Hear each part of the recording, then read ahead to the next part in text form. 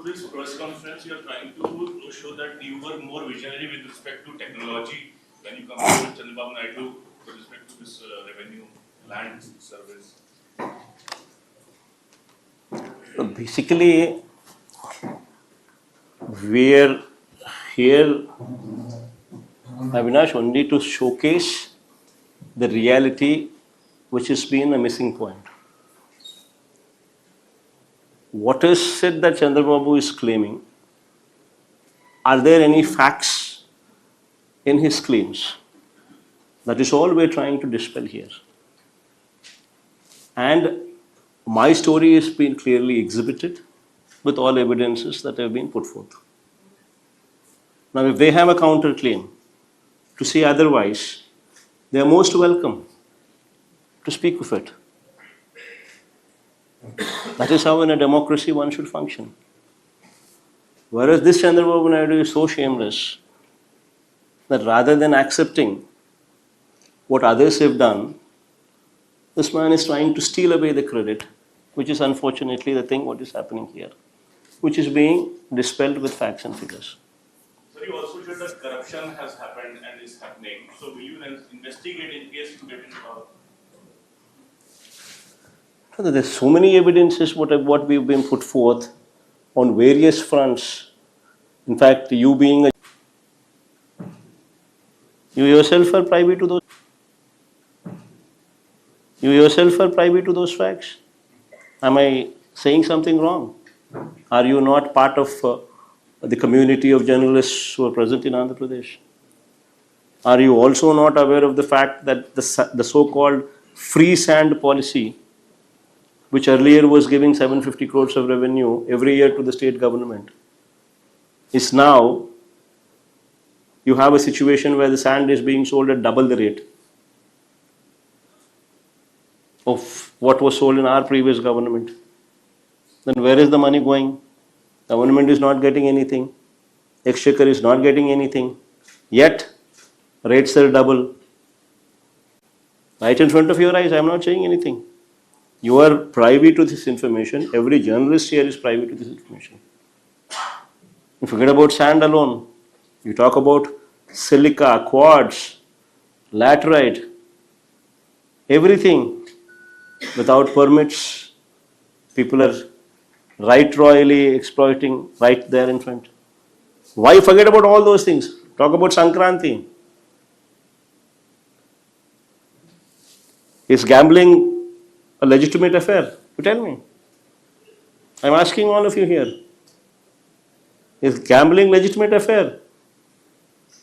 Then how is it that in almost every constituency, MLAs have given on auction along Chandrababu Naidu gets something, MLAs are in the front to make the deal, MLA shares something, Chandrababu shares something, the DIG shares something, the SP shares something, the police are also part of it.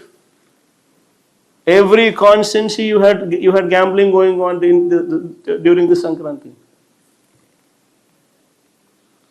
Where is the money to the state government? Is it not looting? Is it not right royal gambling which is being encouraged? Forget about encouraged. You are actually promoting. Almost 2,000 crores. Right in front of your eyes. Is it not corruption? Then what about Amaravati? 10,000, 11,000, 12,000 rupees per square feet. Construction cost.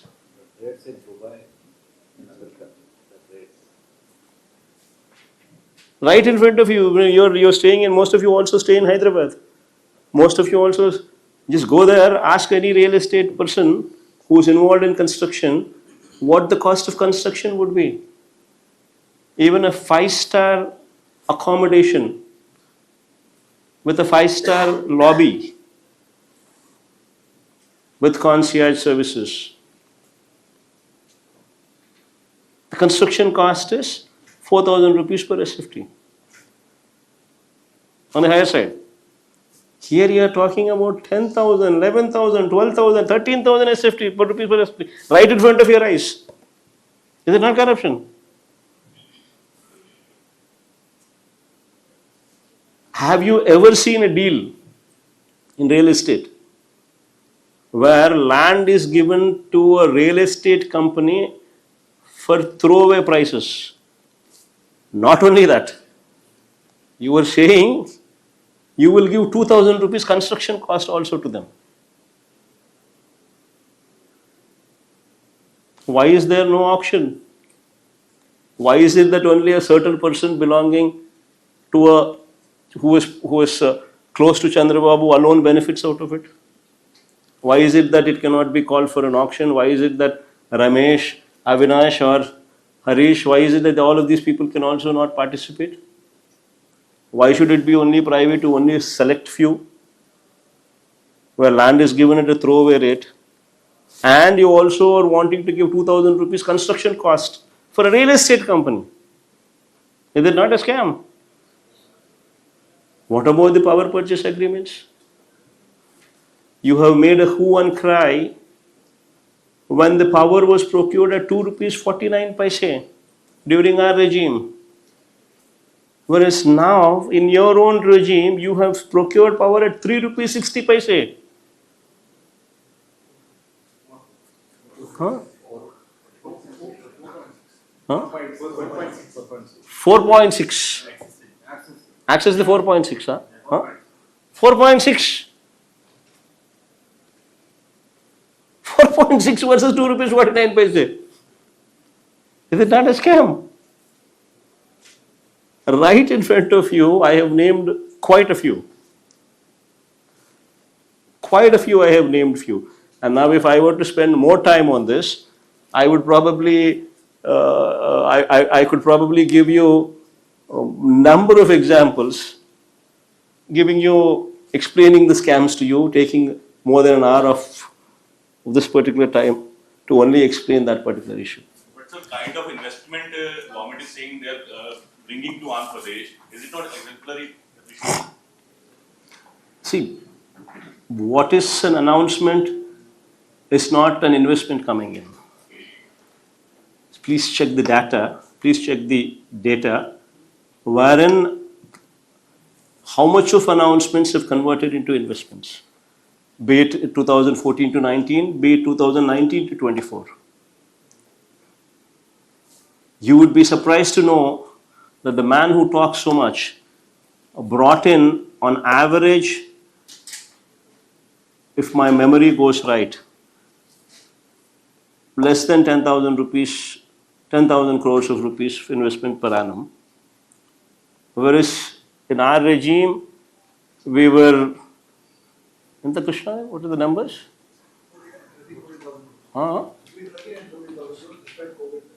We were? We were. They were? They were at average 10,000 crores. We were at average 14,000 crores. Despite COVID. Despite COVID. And our last time I gave a presentation on industrial GVA and manufacturing GVA, the performance made during our regime, where we are actually ranked in the growth in industrial GVA, in the growth in manufacturing GVA, we are actually ranked top 5 in the country and number one in southern states. This is our performance. So then our performance far supersedes what Chandrababu Naidu has ever done in the past. So how is it fair to even compare? And you forcing me to answer this question. You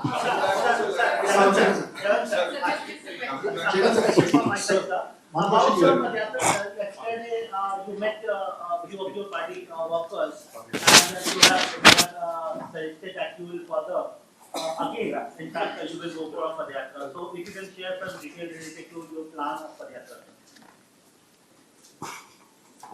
Yes, nothing much to share. This is all political activity which goes on. Every political party evolves their own strategies and evolves a mass contact program. And closer we get, the closer we get, the more anti-incumbency you would see. So the moment we have a situation where anti-incumbency swells. So the last 1.5 years, would be a mass contact program, wherein we would be hitting the road. This Padayatra will be longer than previous ones, sir. Any idea, any hint? Good afternoon, sir. maybe longer. Good afternoon, sir. Deepika from the Print. I just have two questions. Yeah, Maritya, go ahead. Sir, all the issues that you have raised now, the TDP accuses that your MLAs do not attend the assembly sessions and these questions are not raised there.